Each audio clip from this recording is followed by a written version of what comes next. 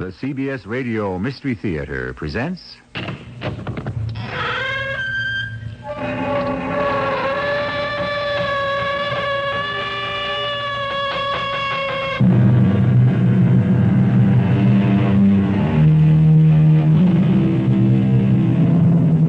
Come in.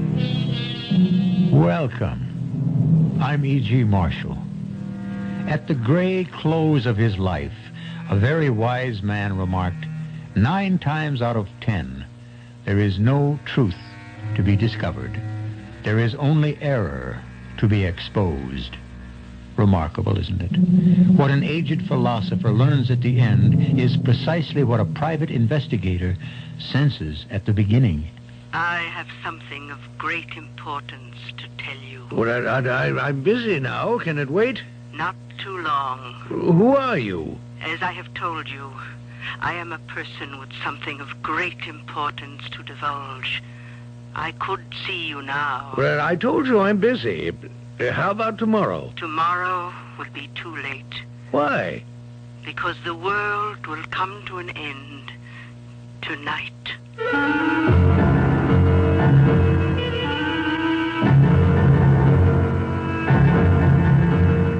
Our mystery drama, The Queen of Palmyra, was written especially for the Mystery Theater by Sam Dann and stars Fred Gwynne. It is sponsored in part by True Value Hardware Stores and Buick Motor Division. I'll be back shortly with Act One.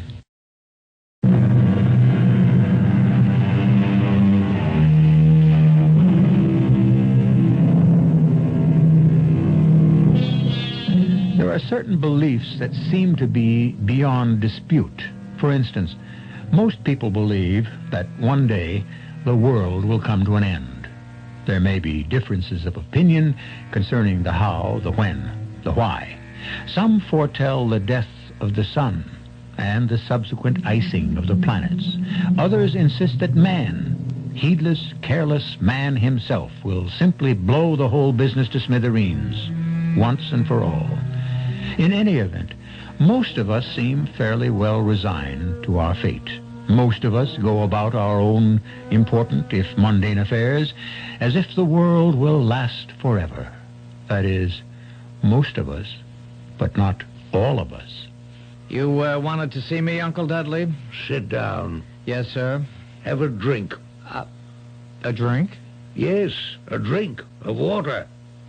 Well, thank you, sir. I'm not thirsty. If it were whiskey or some other depraved form of liquid poison, you'd fling it down your obese gullet quickly enough. Yes, sir. This is pure elixir of life. I don't doubt that, sir. I despair of teaching you anything, Fatso. Sir, may I say something? Only if it makes sense, Fatso. That's just it. I don't like to be called Fatso. That isn't true. You adore that name. Oh, no. Oh, yes. If you didn't enjoy being called Fatso, you could change it soon enough. You could stop stuffing that bottomless pit that masquerades as your stomach. Now, tomorrow, make a note of this. Yes, Uncle Dudley. I want you to transfer all my holdings to gold.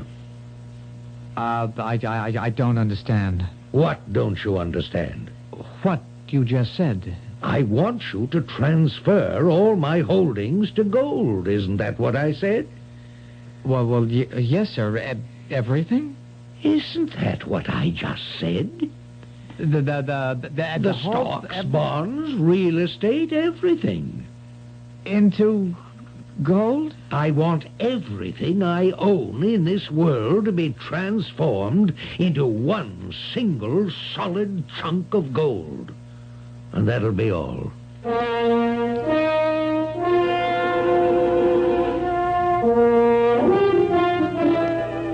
And what may I do for you, Mr. McElhaney, is it? Yes, that's right, McElhaney. Hubert Ivor McElhaney.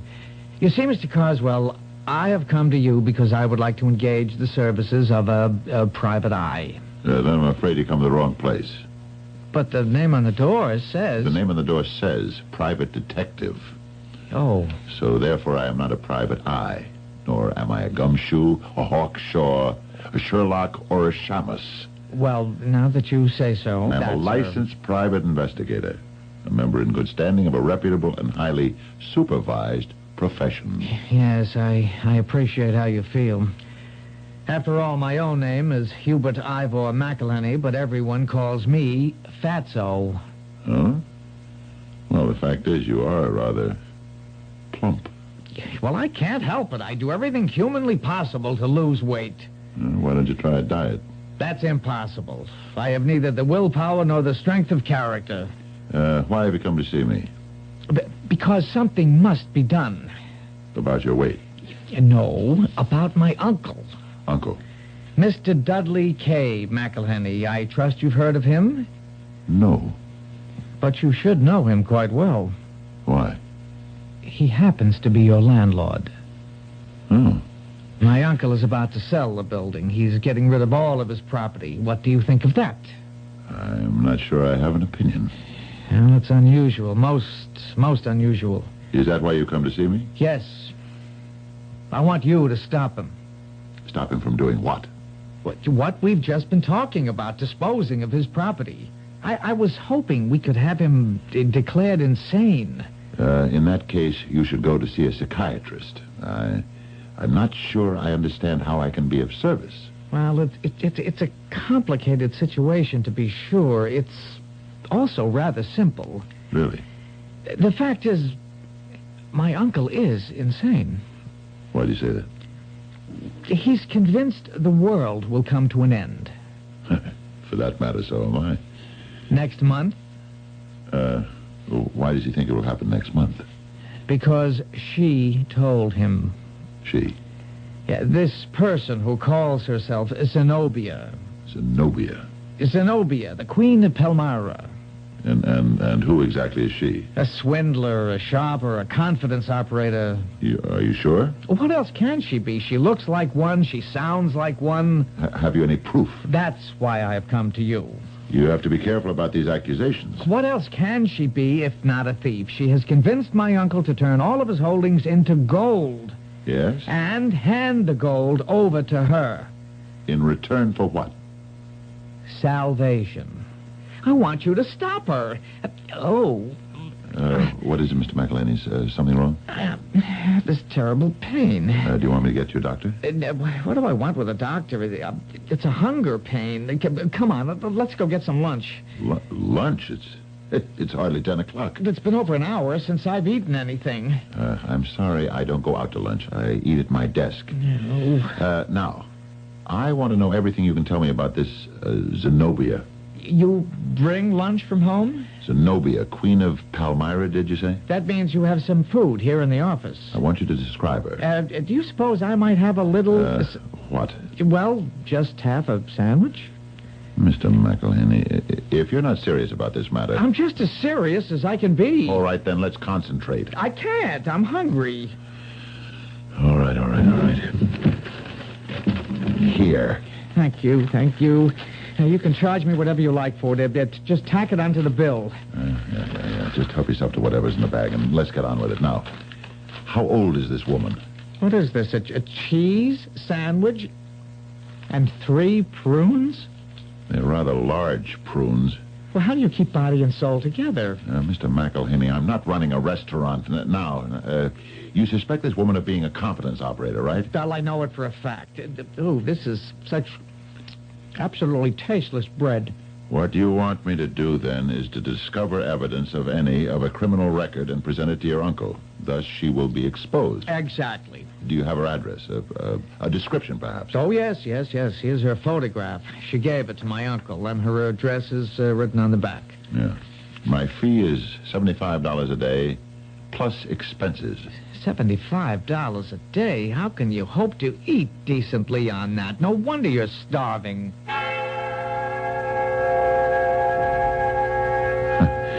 The problem with my business, by and large, is the type of people you run into.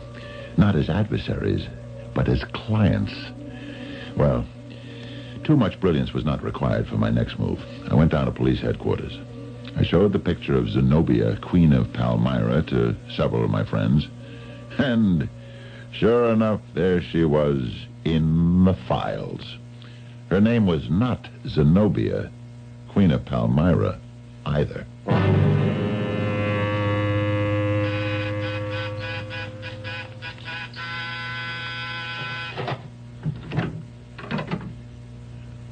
Hello?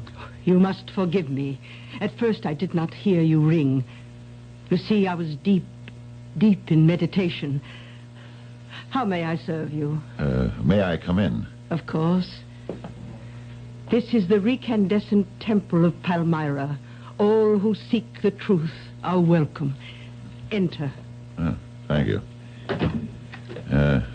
Nice-looking place. Very neat.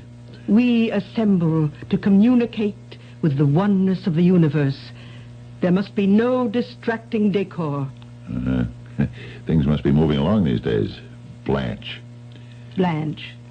Are you addressing me? Blanche? Blanche Brady. Angel Blanche. Isn't that right? I'm sure you have me confused with someone else. That's what they all say. You did 3 to 5 for forgery, Angel, and fraud on the West Coast back in... Sir, what are you saying? I took this picture down to police headquarters. I compared it with the mug shot. There are many likenesses in the world, as indeed there should be.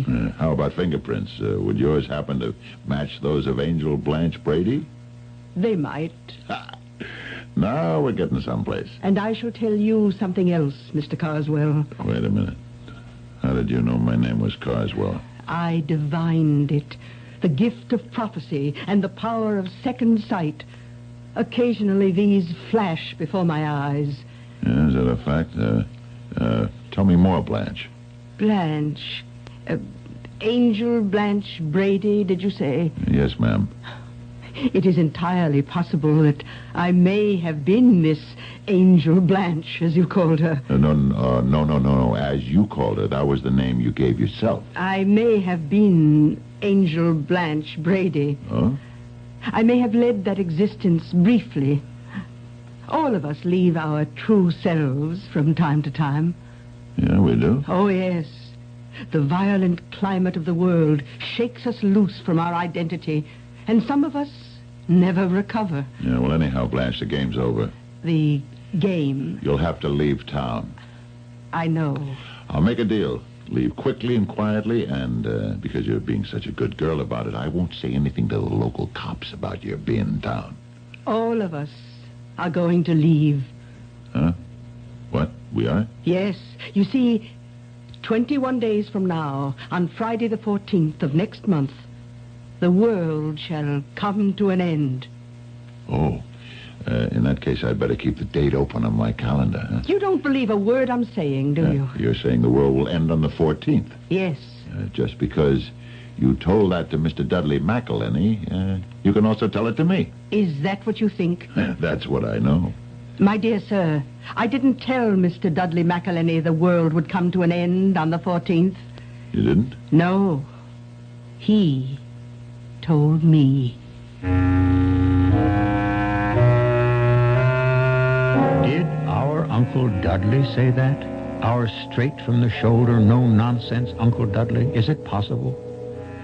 Why do you even ask? Don't you know by now that in our stories anything is possible? This thing requires further development, which it will surely receive when I return shortly with Act Two.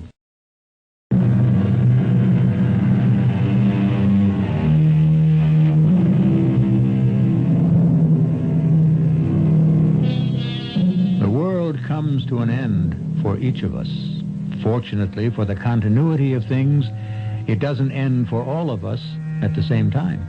However, the way things seem to be going, nothing is really beyond the realm of possibility. There are those who seem to be making their preparations even now. But how do you prepare for something like that? You're saying that according to Mr. Dudley McElhenney, the world will end on the 14th? Precisely. And just what makes him say that? He has been in touch. In touch? In touch with what? In touch with things. What sort of things? The things that are all about us. Where do you fit into this picture, Blanche? Blanche. You keep calling me Blanche. Yeah, because that's who you are, Angel Blanche Brady. That's quite possible. I may have wandered off into another existence where I was known as Angel Blanche Brady. What sort of person was I? I'm afraid you were not a good person, Blanche. Truly? Truly. You were a thief. A thief? Oh. You signed other people's names to checks. That was not a virtuous thing to do. You sold things to people that weren't yours. That wasn't right. The police don't think so either. Oh, I am sincerely sorry. What's this bill of goods you sold to Dudley McElhaney? Oh, I have sold him nothing. I have revealed the truth. And does he know you are also Angel Blanche Brady? Have you told him that? How could I have told him? I don't even know that myself. Tell me, Mr. Carswell, do you know who you are? I think so. You think you are Charles Carswell. Are you sure? I got a driver's license to prove it. You may have been snared by his identity. Snared? You see, the universe is filled with identities that have no corporeal state. Do you follow this? Where's it going?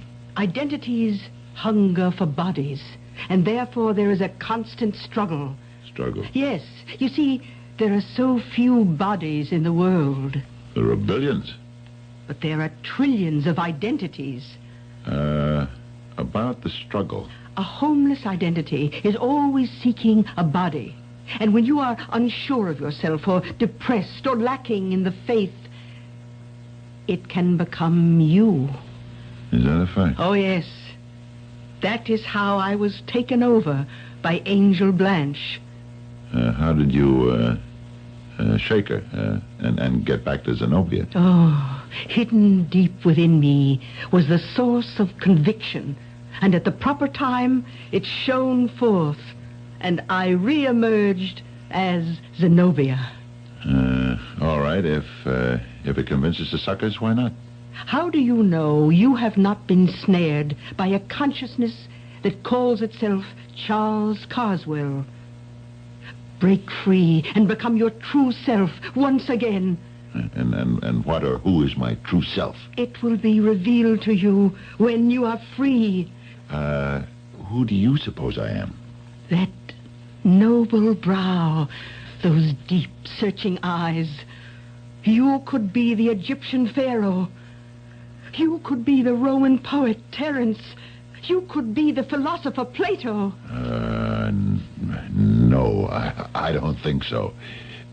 And if I were you, Angel, I'd leave town. I had to get out of there.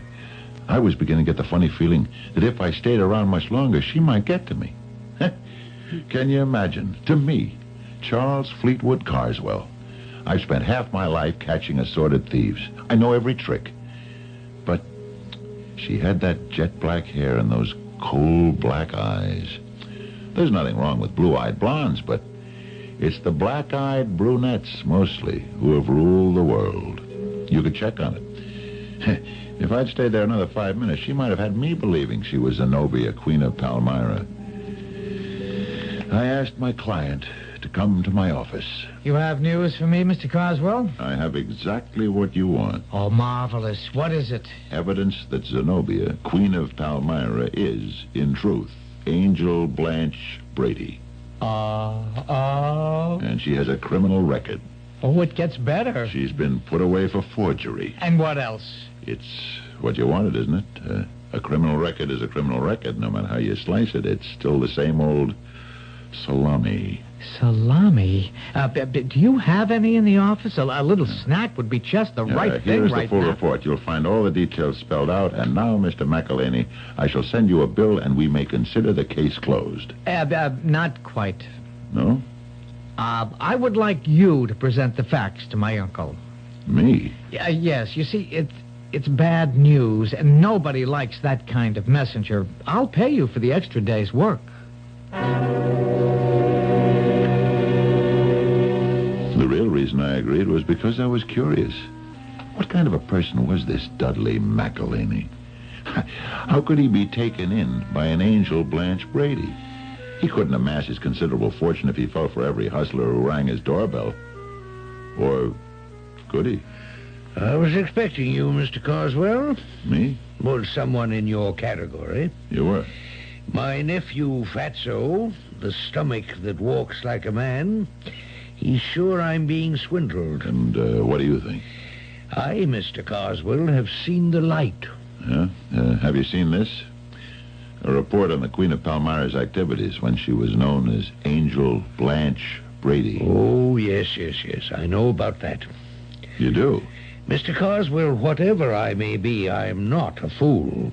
When I meet someone, anyone, with whom I intend to have a relationship of any kind, I have them thoroughly investigated. Yeah, as indeed you should. And so you must be aware that she served time for forgery. She didn't. Angel Blanche Brady did. Oh, we're back to the predatory identities gambit. I don't consider it a gambit. I wonder who you are. I told you my name. No, who you are in truth. In truth, I am Charles Fleetwood Carswell. You're positive? Beyond the shadow of a doubt. Have a drink, sir. Water. Pure spring water. The true elixir of life. It clears the brain. I think mine's reasonably clear now, thank you. What do you make of me, Mr. Carswell? What do you mean? Well, you know what I mean. Surely Fatso has told you of my plans. Yes? What do you make of them? This sharp, shrewd, cold-hearted businessman suddenly making a 180-degree turn, getting rid of all my possessions. What do you make of it? Why are you concerned with my opinion? I like you, Mr. Carswell. Why? You remind me of what I used to be. Cold, impersonal, dedicated to ideas, involved with mundane things. I really haven't given it much thought. Well, that's not true. You've thought about nothing else. Now relax, Mr. Carswell, and tell me the truth. Oh, I'll pay you for your time. Not that money will have any value to any of us 3 weeks from now. Oh, why do you say that? First, answer my question. Well, there's an obvious answer. What is that? It happens to many people who've spent their lives amassing wealth to the exclusion of other things. They begin to look for higher meanings, greater values, and quite frankly, they become suckers for the clever hustle. You believe that's what's happened to me? Basically, yes. Mr. Carswell, would you like to work for me? In what capacity? Oh, in your usual investigative capacity. I believe her. I believe her with all my heart and with all my soul. Yes? Don't interrupt. It's very difficult for a man like me to say these things. Heart, soul, and so forth. This is not my kind of language. I understand. You believe her with your heart and soul. However, you do not quite believe her with your brain. Have I stated the problem? Well, yes. What more is there I can do? I have here evidence of a criminal record. What other proof do you require? Mr. Carswell, convince me somehow that the changes that have taken place within me are not real. You say changes? Changes in the way I think, feel, see, hear, believe. I don't understand. I accept those changes. I believe them. But some small, slight, even fragile vestige of the self that was called Dudley McElhaney still persists, still torments me with tiny doubts. The self that was called Dudley McElhaney. Is that what you just said? Yes.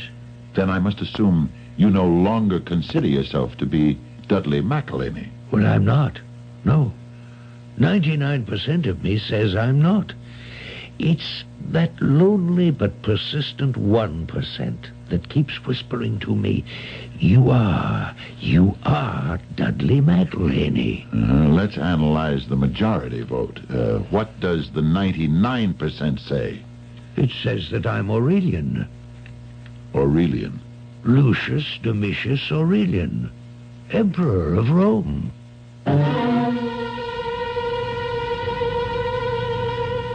Lucius Domitius Aurelian, born in the year 212, made emperor in 270, assassinated in 275. That should have been the end of him, wouldn't you think? However, here we have Dudley McElhenney, who says, no, I am Aurelian. On the face of it, we could say Dudley is mad. But how many times in our history have the madmen been right? Which is not to say they weren't also mad, if you know what I mean. We'll meet again shortly for Act 3.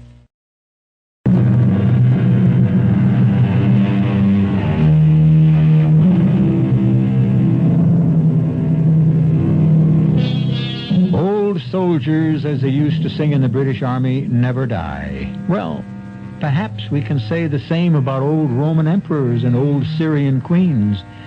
They seem to be turning up and attracting the attention of our private investigator, Mr. Charles Fleetwood Carswell, who is, even now, talking to one of them. Lucius Domitius Aurelian. It has a nice ring to it. And she has made you believe that's who you are. Yes, it goes against every principle I used to hold, against every way I had of thinking and seeing.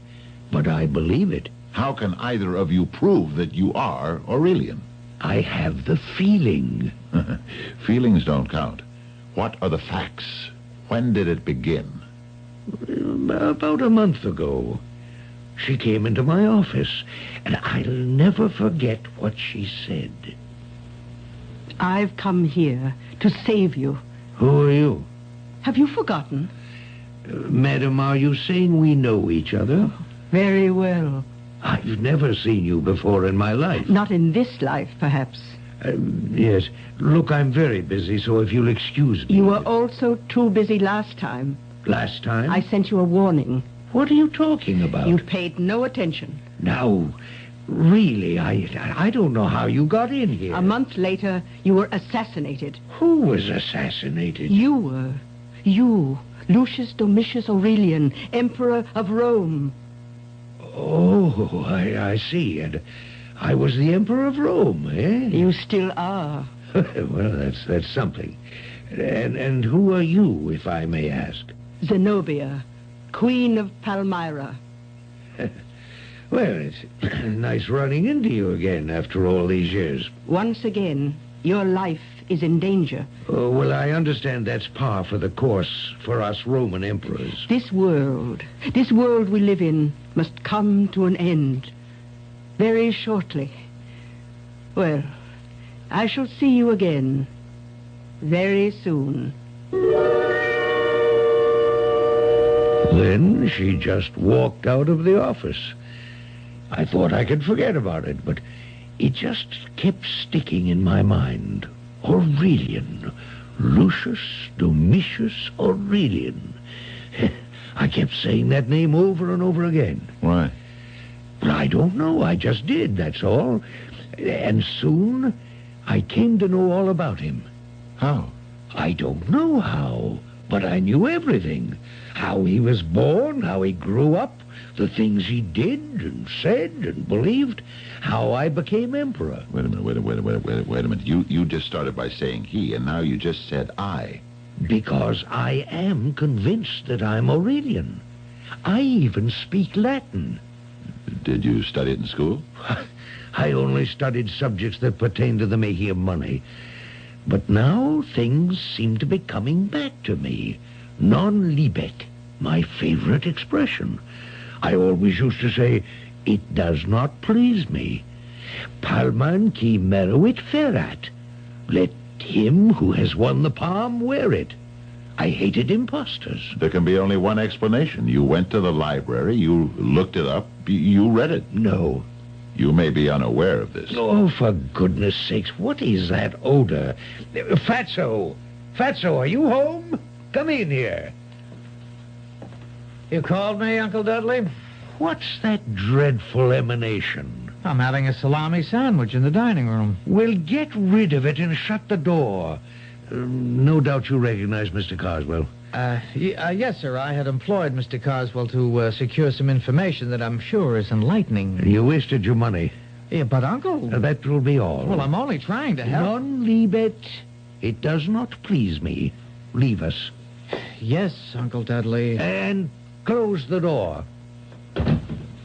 My own flesh and blood, but an obese moron. You may be a bit hard on him. Well, then, she called on me again. And what does she have to say this time? What kind of game are we playing here? The game of life and death. The game that the immortal gods have always played with us here below. But now they tire of it. What are you talking about? They have decided to end it, end this farce, this tragedy, and to return us all to the universal oneness. Once again, there will be destruction. The 14th of February. Why did you say that? Well, I don't know. That was the day of the destruction of Palmyra. See, you remember. But And that is the day the world shall end. Cleanse yourself. How? The 14th of February approaches. Shall you be ready? What am I supposed to... Turn all the irrelevance into gold. The irrelevance? All that is not you. The gold represents the vain strivings, the foolish pride, the false satisfaction. But I... Bring it to the immortal gods as a sacrifice. A sacrifice? You shall bring it to a place that I will tell you about, and you shall exchange the gold for your salvation. And you bought this? Well, I know what it must sound like to a hard-headed, practical... But when you look into those deep black eyes, you believe it. And you're turning everything into gold? Yes.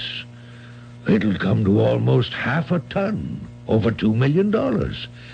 And I'm going to load it on a truck and bring it to this cave. Oh, that... I know what it sounds like, but I believe it. If you believe it, you believe it. But I know I shouldn't believe it. So, what do you want me to tell you? Would you believe it? No. Well, don't answer so quickly. Go to her. Talk to her. What if she's right? What if she's right? Well, it was an assignment. In effect, he was saying, the world is coming to an end on February 14th. See if I'm really Lucius Domitius Aurelian, Emperor of Rome, and find out if she is Zenobia, Queen of Palmyra. Crazy? Well, that's the nature of the business. Ah, Mr. Carswell. Or shall I call you Terence? Terence? A Roman slave. Your master set you free. You took his name, Publius Terentius. Terence, a remarkable poet. Continue. See, you don't know quite what to say. Shall you laugh at me? It was such an outrageous-sounding statement, wasn't it? Absolutely. Then laugh at me and leave. Leave. Am I not a fraud? Am I not Angel Blanche Brady? Is it not my intention to swindle Dudley McElhenney out of every nickel he has in the world? That's what I'm here to find out. To find out? But I had supposed it was a foregone conclusion.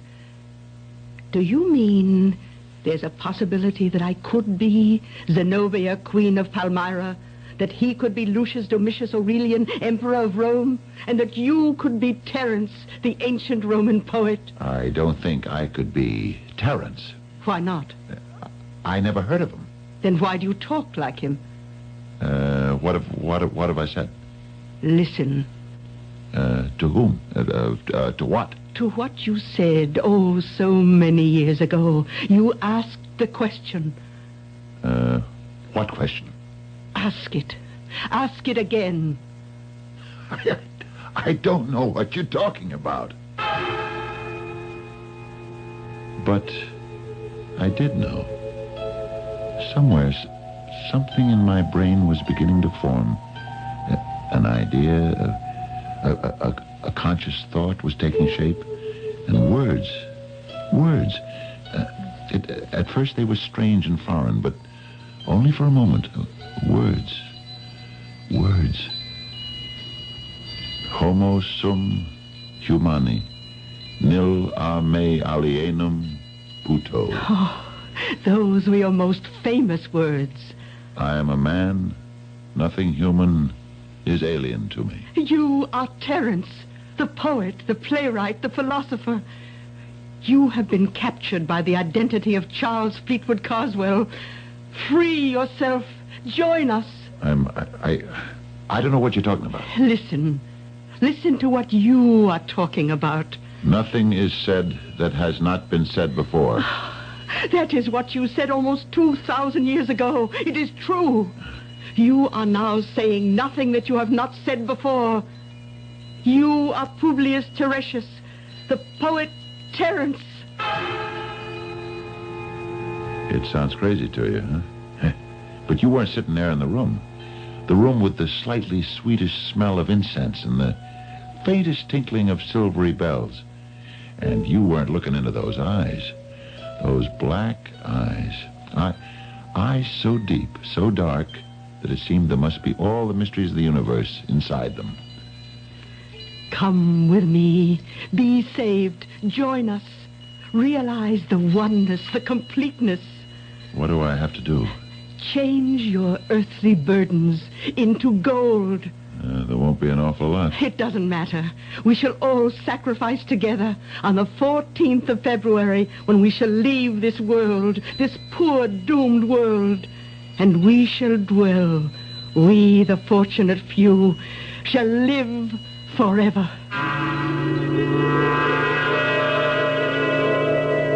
Well, Mr. Carswell, what do you think? I think I am Terence, the Roman poet. That tells me everything. Are we crazy? How can we fall for this? It's true. We believe it. I believe her without reservation. I'm ready. Are you? I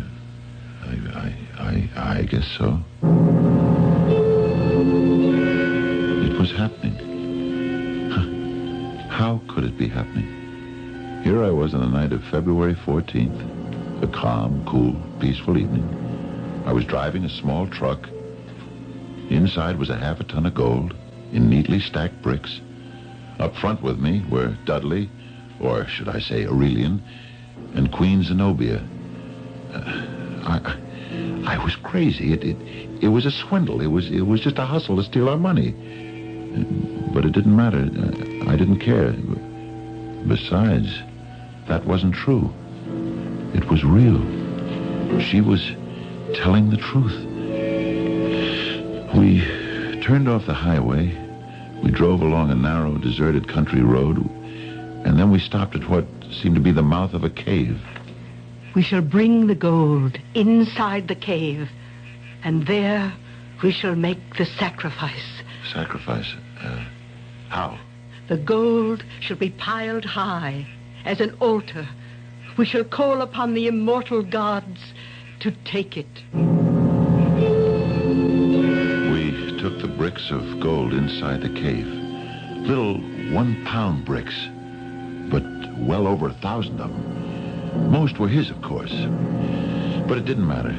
We piled them high, and they gleamed in the rays of the moon that made their way inside the cave, and finally it was done, and the altar was complete. And then she said, Believe with me.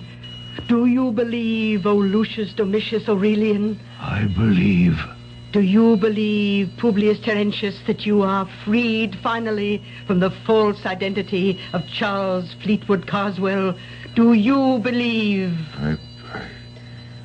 I believe.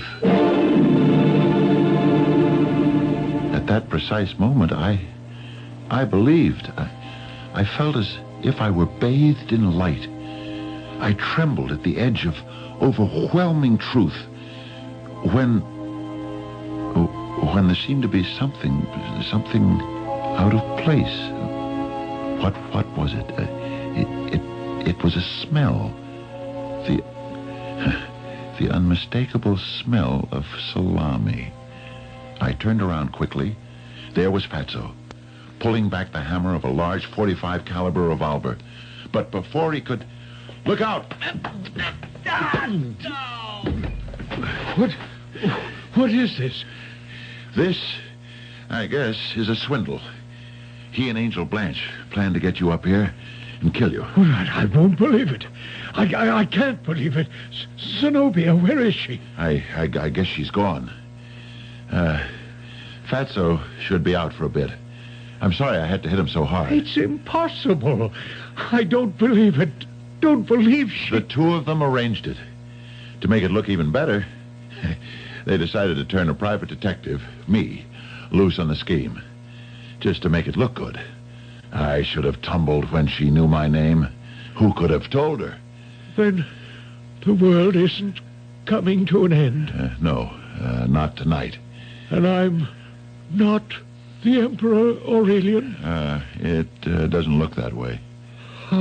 How did she do it? Hypnosis. Auto-suggestion. But it can't be a lie. It can't be. I am the Emperor Aurelian. I know it. I am the Emperor. To this day, he believes it. And to show you human nature, he was so angry with me for bursting that little bubble, he refused to pay me my fee. Oh, well, if you think he was a nut, you should see some of my other clients.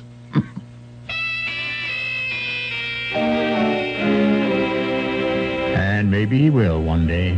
Certainly, if they're anything like Mr. Dudley McElhenney, they're worth an hour of our time. Well, this has been a story that proves the old adage. What old adage? If you want to sell a crazy harebrained scheme, your best customers will prove to be practical, hard-headed people. I expect all my customers to meet me here in just a few moments.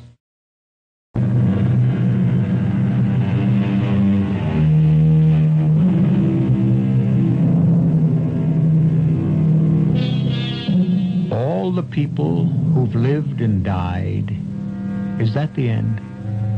Is everyone born into the world someone brand new? If a human being is a spirit that animates a corporal entity, does not that spirit live on when the perishable flesh disappears? Therefore, although we may have a fair idea of who we are, is there any way of knowing who we were? Our cast included Fred Gwynne, Bryna Raeburn, Jack Grimes, and Court Benson. The entire production was under the direction of Hyman Brown. Radio Mystery Theater was sponsored in part by Buick Motor Division and True Value Hardware Stores. This is E.G. Marshall inviting you to return to our Mystery Theater for another adventure in the macabre. Until next time, pleasant dreams.